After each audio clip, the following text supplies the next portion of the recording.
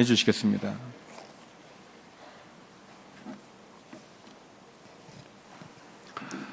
참으로 안타까운 죽음의 소식들이 이 땅을 덮고 있습니다. 여객선 참사로 인하여 안타깝게 실종되고 또 희생당한 그러한 분들의 가족들의 아픔과 눈물을 우리가 함께 품으면서 우리의 마음속에 분노도 일어나고 또한 원망과 또 회의도 일어나지만 이 부활절을 맞이하여서 부활하신 주님의 임재하심이 이 땅을 덮어주시기를 우리가 함께 간절히 기도하기를 원합니다. 이 부활의 아침에 주님의 임재하심으로 이 땅을 치유하시고 회복시키시고 다시 일어나는 귀한 민족이 될 수 있게 되기를 우리가 함께 기도하기를 원합니다. 이 시간 함께 말씀을 듣기 전에 합심하여 기도할 때 여객선 참사로 인하여 희생당하고 실종된 가족들의 그 아픔과 눈물을 주님 위로하여 주시옵시고 이 땅을 덮고 있는 죽음의 소식들이 부활의 능력으로 회복되고 치유되게 하옵소서. 합심하여 함께 기도하며 나가겠습니다. 하나님 아버지, 이 땅 가운데 안타까운 죽음의 소식들이 덮고 있습니다. 참으로 안타까운 사고로 인하여 희생되고 실종된 귀한 영혼들, 또 그들의 가족들의 아픔과 눈물을 기억하며 주여, 우리의 마음속에 일어난 모든 분노와 회의 그리고 안타까운 절망감을 주님 앞에 올려드리며 부활의 아침을 맞이하여 죽은 자 가운데 다시 살아나셔서 지금도 살아계신 주님의 임재하심이 이 땅 가운데 임하시기를 간절히 원합니다. 이 땅을 치유하시고 위로하시고 회복시켜 주시고 죽음의 어두운 그늘이 떠나가게 하여 주시옵시고 주님의 임재하심으로 부활의 생명으로 임하여 주시기를 간절히 원합니다. 아버지 하나님, 아픔 속에 있는 가족들 위로하여 주시고 절망과 두려움 가운데 있는 이 나라 민족 가운데 다시 한번 부활의 소망으로 회복시켜 주시고 치유하여 주시옵시고 아버지 하나님, 깊은 절망 가운데 벗어나게 하여 주시옵시고 모든 가족들의 아픔 속에 주님 위로하여 주시고 임하여 주옵소서. 하나님 아버지, 이 부활의 아침에 안타까운 절망 가운데 있는 귀한 영혼들 가족 가운데 임하여 주시옵시고 그들의 아픔과 눈물을 씻어 주시옵시고 마음속에 일하는 모든 분노와 회의와 절망을 주의 십자가의 능력으로 씻어 주시고 살아계신 주님의 임재하심으로 일어나게 하여 주옵소서. 이 땅에 임하셔서 이 땅을 치유하시고 위로하시고 회복시켜 주옵소서. 예수님의 이름으로 기도하옵나이다. 아멘. 우리의 인생과 역사에 찾아오는 위기는 우리가 하나님 앞에 더 가까이 나가게 되는 계기가 됩니다. 때로는 불행처럼 보이는 사건이 하나님을 만나는 축복의 계기가 되기도 합니다. 오늘 본문에서 야이로라고 하는 한 회당장의 어린 딸이 죽어가고 있습니다. 그래서 그는 나사렛 청년 예수의 발 앞에 무릎을 꿇고 엎드려 애원하고 있습니다. 회당장이라는 신분은 유대 사회에서 높은 신분입니다. 사회적 지위가 있는 사람입니다. 존경받는 지성인이요, 이른바 귀족이라고 할 수 있는 사람입니다. 절대 나사렛 청년 앞에 무릎을 꿇을 수 없는 사람입니다. 그러나 12살 된 그의 어린 딸이 죽어가고 있을 때 그는 사람의 병을 고칠 수 있다고 하는 그러한 능력을 나타내 보인 나사렛 예수 그리스도 앞에 그는 무릎을 꿇고 애원했습니다. 불행처럼 보이는 사건이 그가 살아계신 예수 그리스도 앞에 무릎을 꿇고 나올 수 있는 계기가 되었다는 것입니다. 우리 인생에 우리의 무릎을 꿇게 하는 것이 무엇인지, 우리가 하나님 앞에 무릎 꿇게 하는 것이 이 세상적으로는 불행처럼 보이고 절망처럼 보일지라도 그것이 우리를 하나님 앞에 더 가까이 나가게 하신다면 하나님은 그 절망을 희망으로 바꿔줄 것이요, 그 불행을 하나님 안에 참된 평강의 도구로 삼아주실 줄로 믿습니다. 예수님께서는 이 회당장 야이로의 간청에 응답하셔서 그의 집으로 가고 있었습니다. 바로 그때에 그 가는 길 중에 12년 동안 혈루병을 앓고 있는 한 여인이 예수님의 옷에 손을 대는 사건이 일어납니다. 그로 인해서 그 여인은 고침을 받습니다. 오랜 시간을 머문 것은 아니지만 그 가던 도중에 일어난 그 일로 인하여 예수님의 가시던 여정은 잠시 멈추게 되었습니다. 바로 그때에 그 사건이 마무리될 무렵에 회당장 야이로의 집으로부터 소식이 들려갑니다. 이미 그 딸이 죽었다는 것입니다. 그러므로 예수님이 오시지 않아도 된다는 의미의 메시지를 전하게 됩니다. 그것이 오늘 본문 49절의 말씀입니다. 우리 함께 읽도록 하겠습니다. 시작. 예수께서 말씀을 채 마시기도 전에 야이로 회당장의 집에 사람이 와서 말했습니다. 따님이 죽었습니다. 선생님께 더 폐를 끼치지 않는 것이 좋겠습니다. 예수님께 소망을 걸고 초청했지만 예수님이 오시던 도중에 딸은 죽었습니다. 야이로는 사람을 보내 딸이 이미 죽었으니 예수님께 더 폐를 끼치지 않는 것이 좋겠다라고 말했습니다. 더 이상 오실 필요가 없다는 것입니다. 이제는 상황이 끝났으니 안 오셔도 된다는 것입니다. 겉으로 볼 때 이 회당장 야이로의 말은 예의를 갖춘 말 그대로 폐를 끼치지 않으려는 마음처럼 보입니다. 그러나 그 속을 들여다보면 이 야이로의 말 속에는 이 죽음에 대한 두려움, 절망감, 모든 것이 다 끝났다고 하는 절망이 가득 차 있습니다. 또한 동시에 예수님의 능력에 대한 불신이 가득 차 있는 것입니다. 사랑하는 딸이 죽음으로 이제는 모든 것이 끝났다. 죽음의 우리 인생의 마지막 절망으로 그는 받아들인 것입니다. 우리 모두를 두렵게 하는 것은 죽음입니다. 사랑하는 가족의 죽음뿐만 아니라 어느 누군가의 죽음의 소식이 들려와도 우리의 마음속에는 절망과 두려움이 사로잡혀지게 됩니다. 죽음 앞에 두려워하게 되는 것은 이 죽음이 원래 우리 인간에게 속한 자연스러운 것이 아니라는 것을 가르쳐 줍니다. 원래 인간은 우리에게 주어진 것이 아닙니다. 죄에 대한 대가로, 징벌로, 심판으로 우리에게 주어진 것입니다.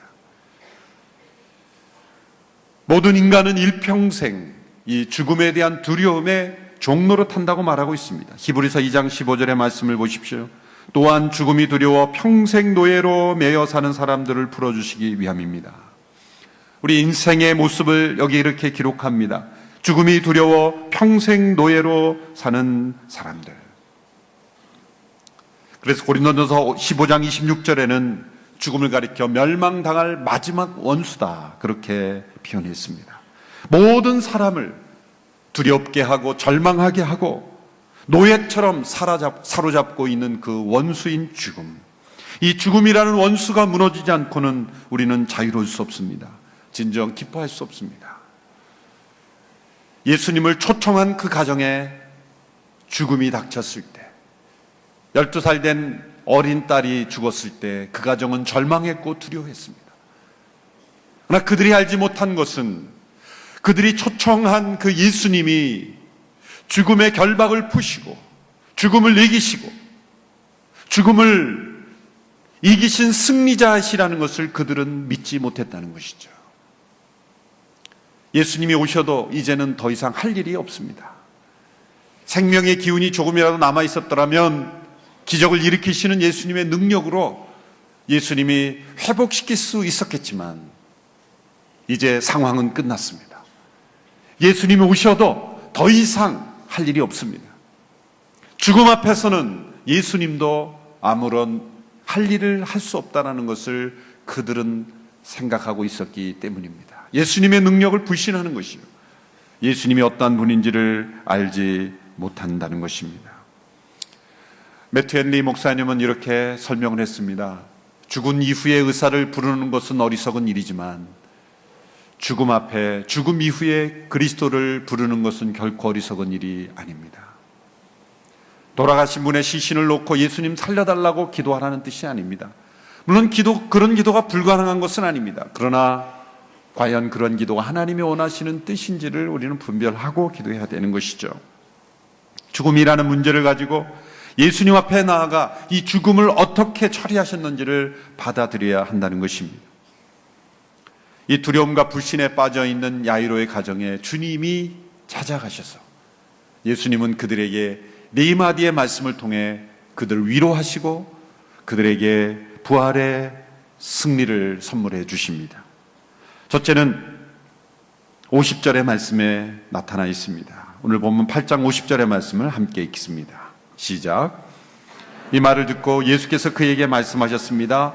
두려워하지 마라. 믿기만 하면 아이가 나을 것이다.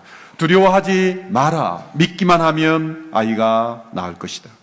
예수님은 그 야이로의 마음속에 있는 두려움을 보셨습니다. 일평생 노예처럼 죽음에 매여 있는 그 야이로의 마음속에 있는 두려움을 보셨습니다. 절망을 보셨습니다. 우리의 마음속에 있는 모든 두려움의 근원은 죽음에 대한 두려움이요 절망인 것입니다. 그러나 예수님 말씀하십니다. 두려워하지 마라.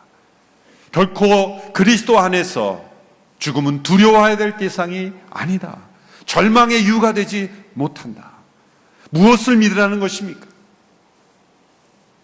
예수님께서 죽음 앞에서 행하실 일을 믿으라는 것이죠. 예수님께서 십자가를 통해 죽음을 어떻게 이기셨는지를 믿으라는 것입니다. 디모데후서 1장 10절의 말씀을 함께 보십시오. 그분이 예수께서 죽음을 어떻게 처리하셨는가를 함께 읽겠습니다. 디모데후서 1장 10절의 말씀입니다. 시작. 이제는 우리 구주 그리스도 예수의 나타나심으로 인해 드러나게 되었다. 예수께서는 죽음을 패하시고 복음으로써 생명과 썩지 않을 것을 밝히 드러내셨다. 우리 예수님이 죽음을 패하셨다고 말씀하셨습니다. 죽음이 사라진 것이 아닙니다. 죽음은 여전히 존재합니다. 그리고 우리 모두도 다 죽을 것입니다. 그러나 예수님은 죽음을 패하셨습니다. 죽음의 효력을 없게 하셨습니다. 모든 힘을 제거해 버리셨습니다. 죽음을 죽이신 것입니다. 예수님의 십자가의 죽음은 죽음을 죽이신 죽음입니다. 죽음을 패하신 그리스도 안에서 우리는 죽음을 두려워할 필요가 없습니다. 요한계시록 1장 17절 후반부에서 18절의 말씀에 살아계신 주님이 또 이렇게 말씀하십니다. 우리 함께 두려워하지 마라부터 함께 읽겠습니다. 시작. 두려워하지 마라. 나는 처음이요 마지막이다. 나는 살아있는 자다. 나는 죽었었으나 보라 나는 영원토록 살아있는 자니 나는 죽음과 음부의 열쇠를 가지고 있다. 두려워하지 마라. 나는 처음과 마지막 알파와 오메가요. 나는 죽었었으나 다시 살아 지금도 영원토록 살아있는 자니 나는 죽음과 음부의 열쇠를 가지고 있다. 죽었다가 다시 살아나신 주님은 지금도 살아계셔서 영원토록 죽음과 음부의 열쇠를 가지고 계신다는 거예요. 죽음의 열쇠를 가지고 계십니다. 죽음을 깨트리시고 죽음의 힘을 무력화시키시고 죽음을 죽이시고 이제 죽음의 열쇠를 가지고 계신 그분이 바로 예수 그리스도이시기에 두려워하지 마라. 예수님을 믿는 가장 중요한 가장 근본적인 믿음의 내용은 무엇입니까? 예수님이 죽음을 이기셨기에 죽음과 음부의 열쇠를 가지고 계시기에 우리는 더 이상 죽음을 두려워할 필요가 없다는 것입니다. 부활절을 맞이하며 우리 모두의 마음속에 언젠가 찾아올 죽음이지만 죽음에 대한 두려움이 사라지고 부활하신 주님을 온전히 믿는 우리 모두가 되기를 축원합니다. 그럼 우리는 이렇게 외칠 수 있습니다. 사망아 너의 쏘는 것이 어디 있느냐. 사망아 너의 권세가 어디 있느냐. 사망 권세를 깨뜨리시고 죽음의 열쇠를 가지신 그분이 우리의 주님이시기에 우리는 두려워할 필요가 없습니다. 과연 우리의 믿음 속에는 죽음을 두려워하지 않는 믿음이 있는가? 이 부활절을 함께 보내며 우리의 마음속에 참된 믿음으로 승리하는 우리 모두가 되기를 축원합니다. 주님께서 야이로에게 두 번째로 하신 말씀입니다. 오늘 본문 51절과 52절의 말씀 함께 읽겠습니다. 시작. 예수께서는 야이로의 집에 이르러 베드로와 요한과 야고보와 아이의 부모 외에는 아무도 들어오지 못하게 하셨습니다. 사람들은 모두 그 아이에 대해 애도하며 크게 울고 있었습니다. 예수께서 말씀하셨습니다. 울지 말라. 이 아이는 죽은 것이 아니라 자고 있다. 두 번째 주신 말씀은 울지 말라. 이 아이는 죽은 것이 아니라 자고 있다. 이 아이의 죽음으로 인해 모두가 다 슬피 울고 있는 그때에 예수님은 울지 말라, 이 아이는 죽은 것이 아니라 자고 있다고 말씀하셨습니다. 예수님이 지금 비현실적인 말씀을 하시는 것이 아닙니다. 이 아이의 호흡이 끊어졌다는 것을 모르고 하신 말씀이 아닙니다. 모든 것을 다 하셨습니다. 죽음의 실제를 알고 계셨습니다. 그러나 예수님은 이렇게 해석하셨습니다. 이 아이는 죽은 것이 아니라 자고 있는 것이다. 주변 사람들은 비웃었습니다. 그러나 예수님이 왜 자고 있다고 말씀하셨을까요? 이것은 십자가와 부활을 통해 예수 그리스도 안에 있는 죽음의 그 내용이 바뀌었다는 것을 우리에게 설명해 주는 것입니다. 그리스도 안에서 죽음은 더 이상 죽음이 아니라 잠자는 것이다, 예수님은 말씀해 주신 것입니다. 과연 이것을 우리가 믿습니까? 죽음은 우리에게는 잠자는 것입니다. 우리는 매일매일 잠을 자야 합니다. 놀랍게도 잠을 잘 때 우리는 하나님이 우리에게 주시는 신비한 능력이 회복이 됩니다. 잠을 잘 때 우리는 모든 힘을 내려놓아야 합니다. 마음의 평안을 가져야 합니다. 불안과 초조와 스트레스, 염려를 가지고는 절대 잠들 수 없습니다. 우리의 생각의 실오라리 하나도 내려놓아야 우리는 잠에 들어갈 수 있는 거예요. 잠을 잔다는 것은 믿음이 있다는 겁니다. 내일에 대한 믿음, 내일에 대한 소망, 내일에 대한 신뢰가 있어야 우리는 잠을 잘 수 있는 거예요. 그래서 하나님께서 사랑하시는 자에게는 잠을 주신다 그랬어요. 하나님이 더욱더 사랑하시는 사람은 집에서만 잠을 자시는 게 아니라 교회 와서도 깊이 잠을 잤어요. 하나님 얼마나 평강을 주시면, 집에서 잠이 부족해서 교회 와서도 깊이 주무시는가. 깊은 평강. 그러므로 자유롭게 주무시기 바랍니다. 하나님이 사랑하신 자에게 잠을 주신다. 자고 나면 몸이 회복이 돼요. 신비한 회복이에요. 아무리 좋은 음식, 아무리 좋은 약, 아무리 좋은 무엇인가를 해도 잠만큼 보약이 없죠. 하나님이 주시는 선물이에요. 사랑하신 자에게 잠을 주신다. 그런데 죽음이 잠이라면 여러분, 죽음을 두려워할 필요가 있을까요? 물론 일을 좋아하는 사람은 일하는 순간이 좋겠지만 인생을 살다 보면 제일 좋은 시간이 잠자리에 드는 시간 아닐까요? 그렇다면 우리는 죽음을 두려워할 일이 아니라 우리는 죽음 앞에 평안한 마음으로 받아들일 수 있지 하지 않을까요? 4살 난 어느 아이가 불치병에 걸려 죽어가고 있었습니다. 어느 날 자신이 곧 죽는다는 것을 깨닫게 되고 엄마에게 질문합니다. 엄마, 난 이제 죽는 거야. 죽는다는 게 뭐야? 상처받는 거야? 그 엄마는 그 아이의 질문에 대답할 수 없어서 안타까워했습니다. 눈물을 흘리며 하나님 앞에 기도한 중에 하나님이 이 말씀을 주시며 그에겐 이런 아이디어가 떠올랐습니다. 얘야, 너가 하루 종일 학교 갔다 밖에서 놀다가 들어왔을 때 너가 침대에 눕지 못하고 소파에 그냥 쓰러져 잘 때가 많지 않았니? 근데 너가 자고 일어나면은 너가 누웠던 곳에 있지 않고 침대에 깨끗한 옷을 입고 있지 않았니? 아빠가 너를 안아서, 엄마가 너를 씻겼어.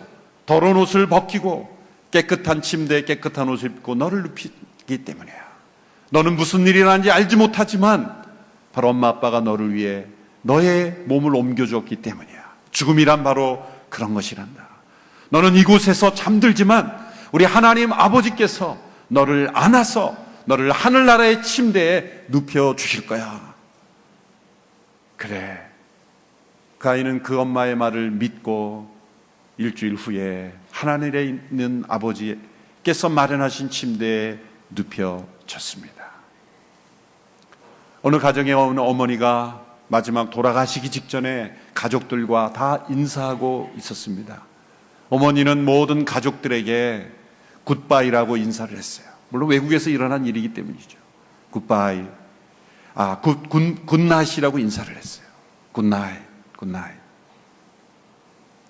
모든 가족들에게 다 굿나잇이라고 인사를 하는데 한 아들에게만 굿바이라고 인사를 하는 거예요. 그 아들이 이상해서 질문했습니다. 어머니, 왜 모든 가족들에게는 다 굿나잇이라고 인사를 하면서 왜 저에게만 굿바이라고 인사합니까? 얘야, 다른 모든 가족들은 이제 그리스도 안에서 다시 만날 소망이 있기 때문에 이별이 아니라 이제 잠잘 때 쓰는 인사를 썼지만 너는 다시 못 만날 것 같아서 내가 굿바이라고 했단다. 이 아들은 충격을 받고, 어머니, 저도 예수 믿겠습니다. 저에게도 굿나잇이라고 인사해 주십시오. 그래, 굿나잇.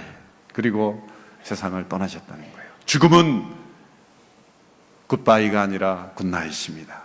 우리 모두가 죽음을 맞이할 때 굿나잇이라고 사랑하는 사람들에게 인사할 수 있는 우리 모두가 되기를 축원합니다. 셋째로 예수님께서 죽음으로 두려워하고 있는 야이로의 가정에 주신 말씀은 바로 그 딸의 손을 잡고 일어나라고 명령하신 거예요. 누가복음 8장 54절의 말씀입니다. 같이 읽겠습니다. 시작. 그러나 예수께서 그 아이의 손을 잡고 말씀하셨습니다. 아이야, 일어나라.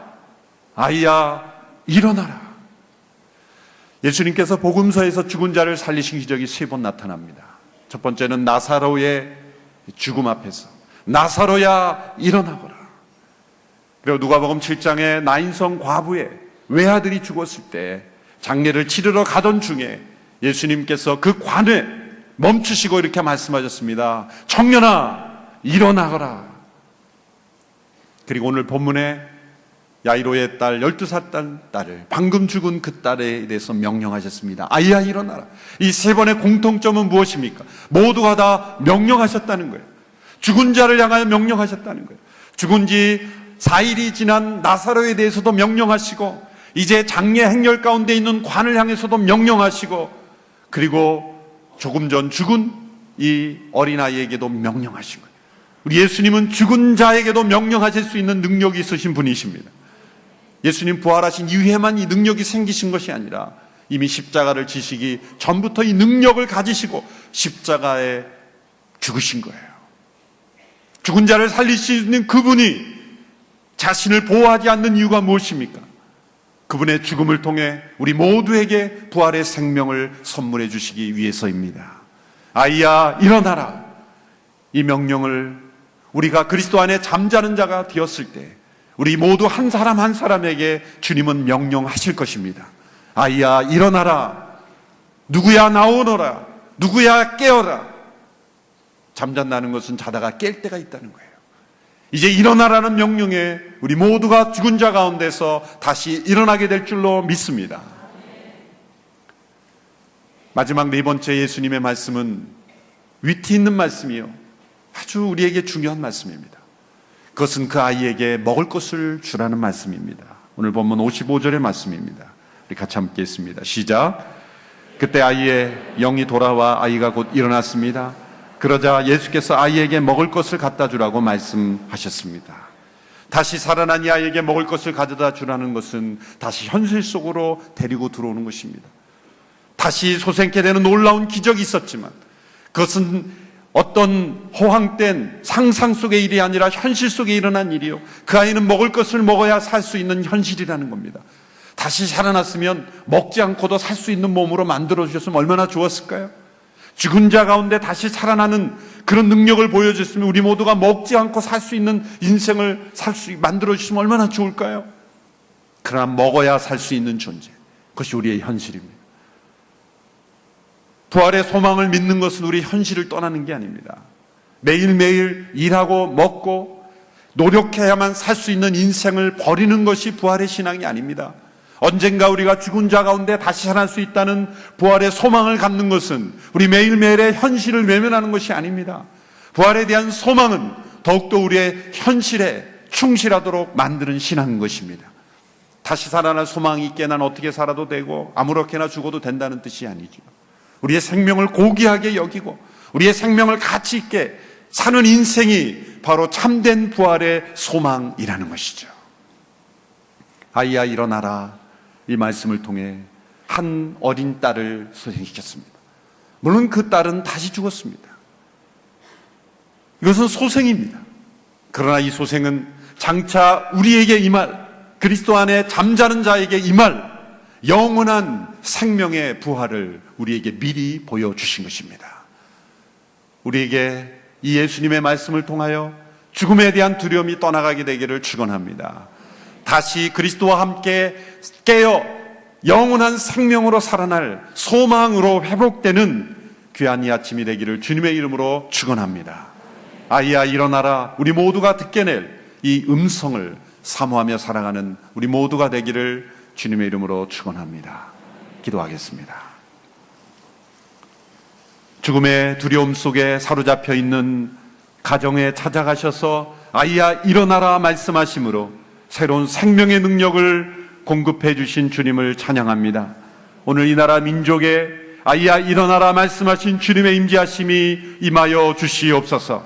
부활의 능력으로 역사하여 주시옵시고 죽음에 대한 두려움과 절망이 떠나가고 소망과 희망과 부활에 대한 소망으로 믿음으로 회복되는 귀한 부활절 되게 하여 주옵소서. 예수님의 이름으로 기도하옵나이다.